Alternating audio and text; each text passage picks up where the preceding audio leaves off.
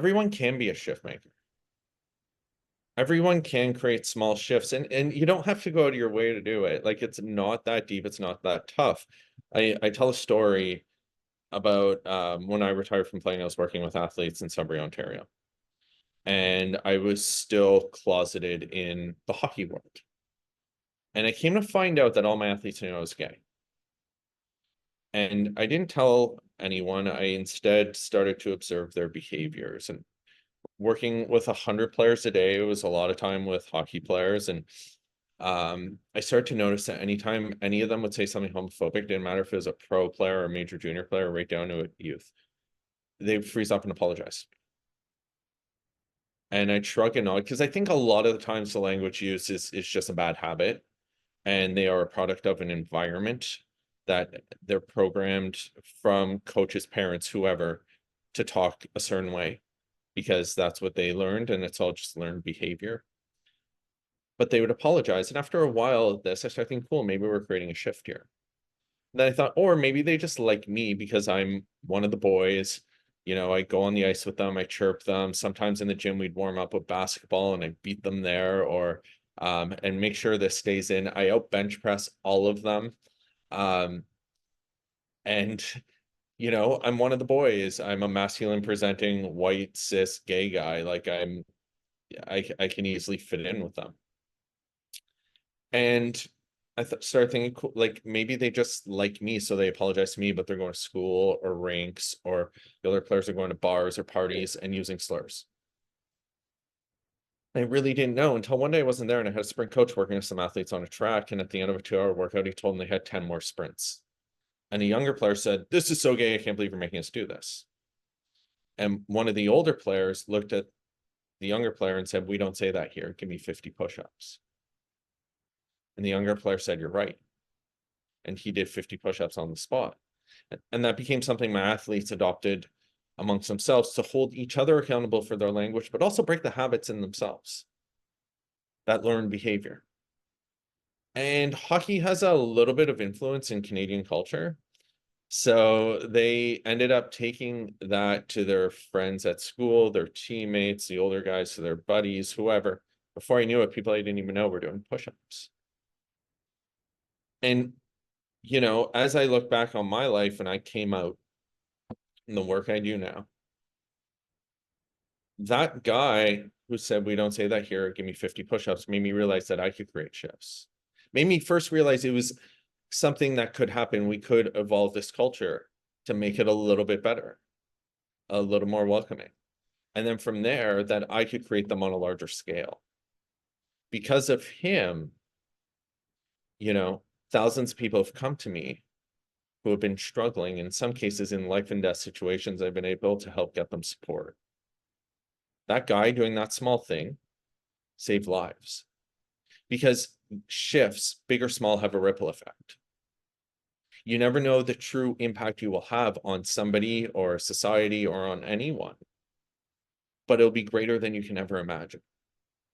And I think there's 3 easy ways to create them. First one is to humanize issues. When we put faces to something, it becomes more real. You go on social media and stuff and people argue about topics and it's like some abstract thing. It's not real life. It's not somebody standing right in front of you and their face and a true human being. And when you do that, it becomes more real and people engage in it differently. The second way is through the environment we create. And I believe people are good. And they want to do their best to be good. And I think the easiest way is through our language. It doesn't take much to change your words. And it's something so easy and so simple that might make people more, comfortable to play the sport. And why wouldn't you want more people to play the sport? And there's direct language, calling somebody names, indirect language, those off the cuff remarks like "that's okay." Laughter, if somebody's getting bullied and everyone else laughs in a room, that's a form of language. That's amplifying, the words. But the opposite of that is not laughing and the impact that would have. Because if nobody laughed at somebody getting bullied, maybe the bully would stop. That in itself creates a shift. body language, giving somebody a dirty look or a shrug for being LGBTQ plus or a member of another, marginalized community. Same thing as calling them a slur. And then silence. I think, silence is a massive one, because I think we have a tendency to go, I'm a good person, I don't say those things, but our friends, our family members, our, people in our lives say things that might be egregious or homophobic or whatever. And we go, well, I didn't say it. Well, if you drive somebody to the bank and they go in the bank and rob the bank, and then they get back in your car and you drive away, you go, I didn't rob the bank. You're still an accessory to it. You're still an accomplice. And I think we know right from wrong today. And I think we know the impact of this type of stuff. And people say, yeah, it's just words, but it's like, it's if you're beat down with it every day, and by family, by friends, by in places where you want to exist but can't, like sport, it's going to make you hate yourself.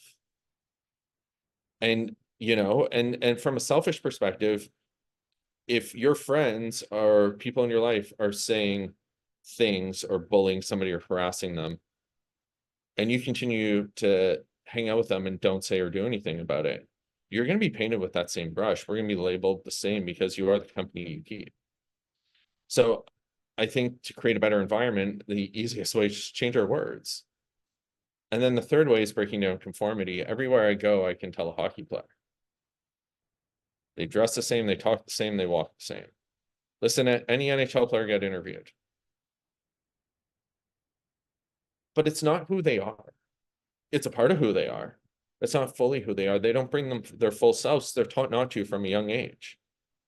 You don't bring any individuality to hockey. But why not? Why can't you be an individual who still plays for the logo on the front? Why can't you like other things? It's healthy to like other things. We don't expect surgeons to sit at home and only think about surgery. Yet we think hockey players having hobbies or passions outside of hockey makes them a worse hockey player. By that notion, nobody should be paying to watch NHL games. They should be at home thinking about their job. And I think the more well-rounded people are, the more they can bring their full selves to the rink. And corporate culture's done this now. They've done studies on this. The more somebody can bring their full selves to work, the happier they are. And the happier they are, the more productive they are. Why would hockey be any different? I think we're hurting people's ability to be the best version of themselves on the ice by not allowing them to be their full self off the ice.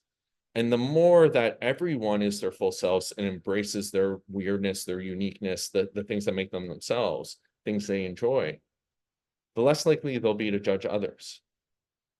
So now that LGBTQ plus player can be themselves in the locker room, now that player comes from a faith that may not be traditional within hockey culture can share a little bit of their faith. Maybe now a BIPOC player who may have different traditions and customs can share a little bit with their teammates.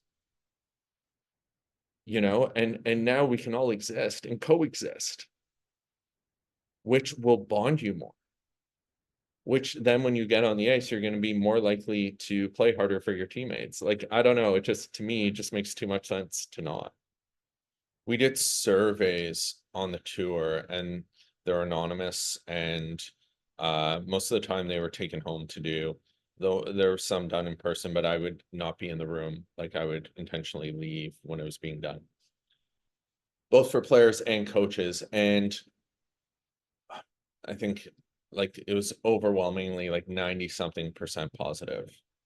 They felt like they learned something, they felt like they engaged, they felt like it was a good experience, and they would be more likely to be shift makers or to foster those types of welcoming environments for others, which is really cool. On my tour, like I just finished a tour where I went to 100 minor hockey teams in 100 days in Canada. And, there was a stop in BC where the coach told me at the beginning that, oh, none of my players really engage, blah, blah, blah, blah, blah. They're super quiet. They're just, don't be offended. And I'm like, in my head, I'm like, all right, we'll see. By the end of the session, they stuck around for an additional hour to an hour and a half.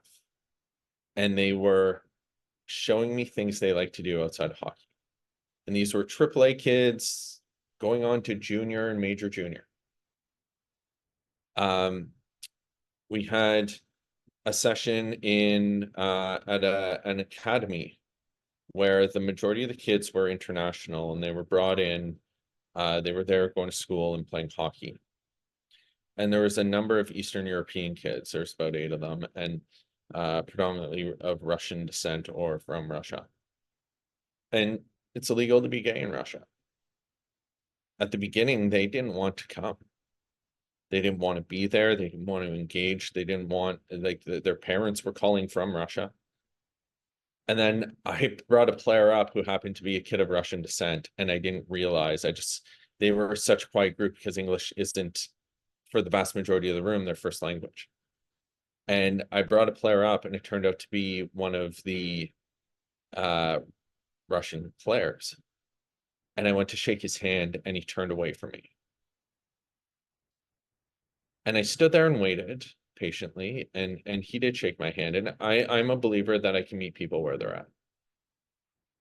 You know, and I can be patient, and I want these environments when we're in there.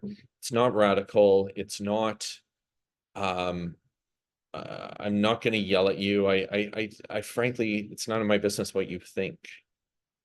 I'm here to show you impact. We then, about 3/4 of the way through the session, the player finally shook my hand. He sat down again after we did the engagement, and about 3/4 of the way through the session, I told a joke, and one of the Russian players laughed. I was like, "That's awesome. Okay, you're engaged." By the end of the session, I was asking the players questions, and 4 or 5 of the Eastern European players were the ones answering them all. Then, when I was leaving, Gatorade was one of the sponsors. We were giving players water bottles. When I was leaving, the Eastern European Russian kids were the first ones up, standing in line, getting a bottle and thanking me for the session. You know, and I've seen this. I've gone pushback from NHL players and had these conversations with them, and you know, I think once they get past the fear mongering that they're seeing online, and we can have some critical thought and conversations. They don't want to hurt people, and they don't realize that they are. And when we get to that point, I think things evolve and it becomes a safer place for everybody, including themselves. So I've been very fortunate that, you know, other than some protesters at different places, not tour related, but just in general, it's pretty well received. And listen, somebody told me a while ago, 10% of people are going to love you unconditionally, 10% of people are going to hate you unconditionally, but there's an 80% in the middle. And I may engage with the people who are going to hate me unconditionally at times, whether it's on social media or in person. And it's intentional, because a lot of the arguments are based off fear mongering and not in reality. And if I can, you know, counter what they're saying with stats, facts, and logic, then hopefully the other 80% of the room who may be unsure will, you know, then recognize and be more receptive to evolving language, behaviors, and attitudes, so everyone feels good in the space.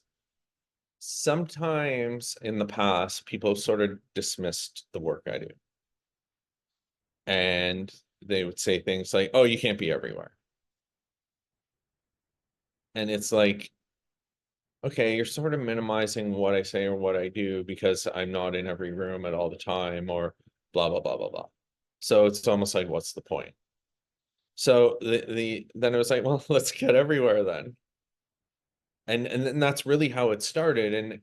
And I think the goal is really to rally people just to essentially not, going full circle here, not be jerks. be that shift maker, and it might not even be for LGBTQ plus. Pick the topic: racism, homophobia, ableism, misogyny, mental health, anti-bullying, the environment. It doesn't matter. Animals, like, pick the topic. You can make a shift to make the world just a little bit better. And if we're all creating those shifts, the world will be better. And to me, going around, it's big, it's bold, it's daunting, and it gets attention that then may have people start to critically think, and at that point, maybe people who are also struggling in places that I might not get to on a tour will reach out. Maybe people who have questions or not sure how they feel about all this will engage with me in a good faith way. And we can have that conversation. I'm open to conversations with anybody. I welcome them. In fact, I think that's how I grow. That's how other people grow. That's how we learn. Like, I've probably changed my viewpoints on a number of things over the years. And I think as human beings, we shouldn't just be, rigid in how we look at things. We should welcome conversation to evolve. And I don't tell anyone what to think. I don't care what they think. But here's the impact. And to me, that's an overarching message that can go into any room in any space and hopefully be positive. So I think the goal is to get that everywhere. I think from there, if we can rally other people to be shift makers, regardless of the topic, it makes, my job a little easier. And because the reality is I won't be everywhere at all times. And the more people that are out there doing good things and making it just a little bit better, like that hockey kid did in Sudbury, well, that's going to afford the opportunity for a queer kid in Sudbury to play hockey. For, if it's in Winnipeg, for an LGBTQ plus or Indigenous or Black player to feel a little bit better in the space. Regardless of where we are, it will just make it just a little bit better for all. And whether that's a coach or a player or a manager or association or a combination of all, they can all create those shifts in their own way.